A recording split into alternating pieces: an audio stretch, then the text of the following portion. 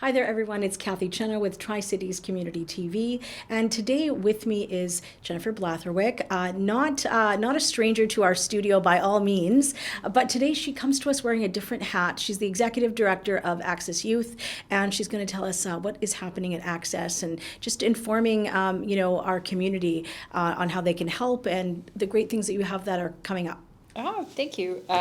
So I should say that I am the interim volunteer executive director for Access Youth.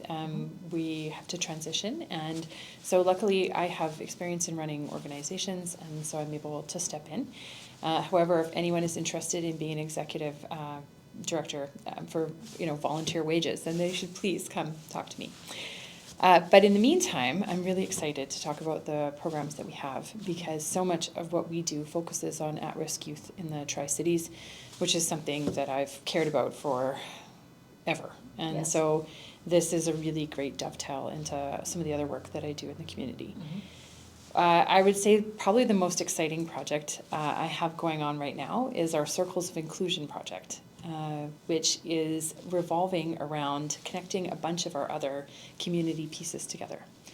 So the Home Depot was one of our generous sponsors, donated to us some unfinished little libraries. And then I have a partnership with Work BC and Community Venture Society, where we hire some of the adults with cognitive disabilities that they have and are supporting, and they come in and they prime and they paint the little libraries. And then I take them to our art journaling groups, which are after-school programs supporting teen and youth mental health. And they design and decorate the little libraries. And then I am going to have seniors in the community install them. And then I have a kindergarten class all lined up to fill them with books. Oh, amazing. That's Yeah. I feel like you're just bringing in so many different layers of people into this particular program. So Yeah. that's incredible. I'm very excited about that one. I think anytime you talk to people about mental health in the community, especially to students, one of the things that they'll say, and not just to you when you're having a casual conversation, but in all the research we do with kids through the Human Early Learning Partnership at UBC, they tell us that they're feeling disconnected from the community, from adults outside of school in their home. Because of course through COVID, that's all anyone saw was, the adults in their home or at their school. But they really, really are hungering. They feel sad that there's this lack of connection between them and trusted adults in the community. And so I'm hoping that this project will help them make those connections again to other people, and not just to, say, seniors who can be mentors to them, but also that they can be supporters and mentors, and that they can also offer the hand of inclusion to people who might also be feeling isolated. And then another one of the projects that we do that I also love, so outside of mental health, food security is a huge issue for families in the Tri-Cities. So one of our projects that's been featured on other news programs before, and so you might be familiar with it, is the Youth Gourmet program. So in that one, with the sponsorship of Ethical Waste Services, thank you, and also a little bit from the CKNW Kids Fund, we take meal kits to families every week. So the youth in their family gets the meal kit, and there's enough in there for them to be able to make a meal for their entire family. So we connect them with a youth worker. They get to watch a video about how to make it. We have a recipe card. There's email support. And then they can not only build that self-esteem, those food skills, but then they also get to be a valued and integral part of their family. And through some of our other partnerships, we're really lucky that we can also offer them additional food so that they can make those recipes over and over. Especially when we're talking about one of the big struggles when you're really poor or when you're desperately trying to keep that budget down for your food things, Right. is it's harder and harder for you to buy bulk items. So it would be much cheaper if you could buy like a bigger bag of rice, but you can't. You can only afford, this week's bag of rice. So in our program, we're going to be able to offer families like bulk versions of the items so that they can continue to make those families, their family meals sustainably and for a much more economical cost over a long time. Now, let's just go back for a second. For people that aren't familiar with Access Youth, you know, I've only really known about it for several years now. However, I just know that, you know, do you guys still have the big bus that goes around? Like, we can do you talk have the about bus. that? And, you know, Yeah. I'm just curious about this bus, and maybe a lot of people don't know that it goes into different sort of communities and parkades and parks and checks on children and what's going on and making sure they're safe and drug-free and all of that. So am I on the right pathway here? So this last year, we have a bus that is a mobile outreach center. So Right, that okay. means we carry harm reduction supplies, sexual health supplies, education supplies, and we also connect youth that we meet out in the community with referral to other services. So if they are needing help finding housing, we can connect them to organizations that do that. If they're needing help finding, you know, substance use counseling, we can help connect them to that. And I think the important part is that we're out there. We're out. And we have people out there doing that outreach. Last year, the bus had 4,500 connections to youth in the Tri-Cities area. And we also had a second program in Coquitlam Centre Mall, the mall outreach program, and that had 1,600 connections. So in this upcoming year, one of the things that we're really deeply having to think about, however, is where we're going to prioritize our resources. Every vehicle is more expensive in the last several years, and a big old bus is no exception. And so what I have been kind of experimenting with the city of Coquitlam and the city of Port Coquitlam is doing pop-up outreach at community centers. So we're making sure that we're taking the staff, which is the really important part of those connections, and making sure they can interact with the youth in the community. And it allows me to focus funding on what's important, which is the people and the connections between them. So we'll still be using the bus. In fact, the bus is going out for the homelessness count. So March 7th and 8th, coming right up, is the homelessness count in the Tri-Cities. Extremely important, especially when we're talking about vulnerable homeless youth.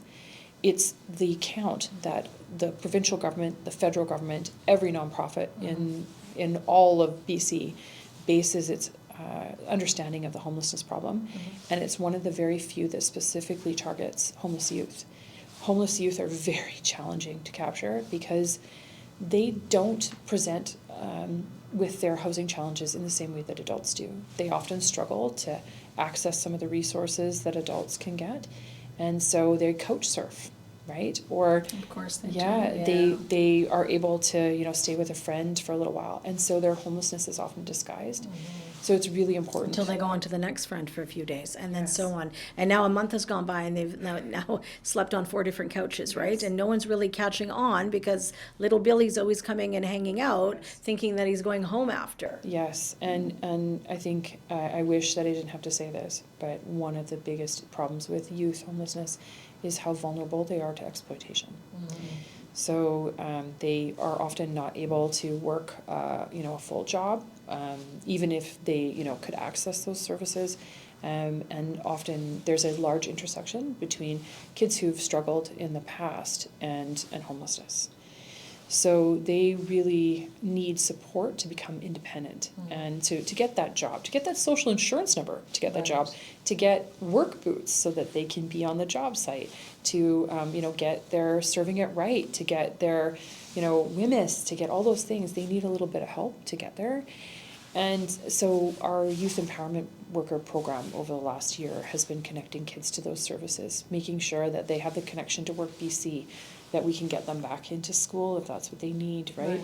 And also hopefully deepening and improving their relationships with people in the community so they can continue to have that support even when they no longer are youth. Right. But without, you know, funding and your volunteers and yourself for stepping in, et cetera, none of this could happen. So are you, I also have attended the Access Youth Gala in the past.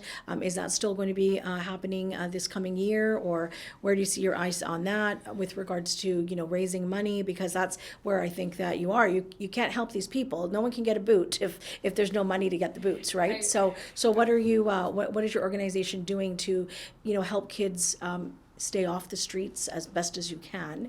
You know, I think it's a much bigger provincial issue than it is one nonprofit organization can do. So, but, you know, small steps and small little, a little bit of everything can help, correct? Yeah.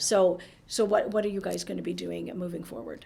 So we haven't had the gala since pre-COVID, Okay. and I would love to tell you that I could organize a gala. I need help with that, right? That would definitely be something I need help with, because that is not my area of expertise, right? Running an organization, yes. Running a gala, that's a whole other realm. But what I can do is May upcoming is Youth Mental Health Month. And I'm very lucky to be good friends with Carol Todd, who runs the Amanda Todd Foundation. Mm-hmm. And Carol is an expert at fundraising, and it's something that she cares about very deeply. Youth mental health is, of course, very close to her heart. Of course. And so Carol has volunteered to come in and help us. We're hoping to do an online silent auction in May. Okay, good. But of course, at any time, I am delighted to take donations, and we do have a donation link on our website. Right now, actually, we're doing an online Facebook marketplace garage sale. Oh, so cool. Yeah, very grassroots fundraising here. But we're selling, items from our garages. Basically, it's too nasty outside to do a real garage sale. Right. So we're going to do an online one, and anybody can search that up using hashtag Access Youth Garage Sale. Okay, fantastic. And how can people reach out to your website? AccessYouth.org. And we're also on Facebook at Access Youth Outreach Services, okay. And Instagram as well. Okay, So, fantastic. Any last words that you would like our viewers to know? yes, and I think I'm going to go back to fundraising. So basically, every $160 gets a youth into an 8-week block of after-school art journaling. Another $120 makes sure that I can feed a family for another 8 weeks. And any funding, any amount of funding, $25 lets me get a youth worker out onto the street to contact youth and make sure that they have the resources they need to start setting some healthy, forward-looking life goals to get them out of the situations that they're in. So I really appreciate you inviting me into the studio today to talk about this. Because it's an uncomfortable topic. No one likes to think that youth are being left behind. But as has always been true, right? And is especially true post-COVID, there's a lot of mental health struggle and a lot of really intense pressures on people for financial reasons. And vulnerable groups like youth and seniors are really struggling. And so if people are in a position to help, I can use all the help I can get. That's fantastic. Thank you so much, Jennifer. Well, you heard it today. They are helping one child at a time and not leaving anyone behind. If you're interested in their organization, please go onto their website and donate. That's Access Youth. I was talking to Jennifer Blatherwick, the Executive Director. I'm Kathy Chenna. Thank you so much for watching Tri-Cities Magazine.